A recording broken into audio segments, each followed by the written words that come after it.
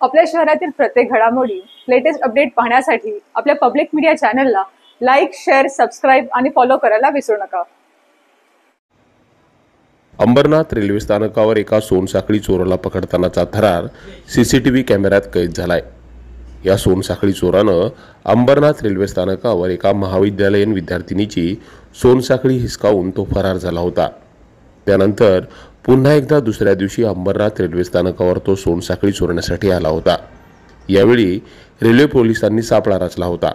त्यानुसार रेल्वे स्थानकावर हा चोर आला असता त्यानं पोलिसांना बघताच पळून जाण्यासाठी रेल्वे ट्रॅकमध्ये उडी घेतली, मात्र तो रेल्वे ट्रॅकमध्ये खाली पडला आणि त्यानंतर ही संधी साधत रेल्वे पोलिसांनी तात्काळ त्याला ताब्यात घेतलं।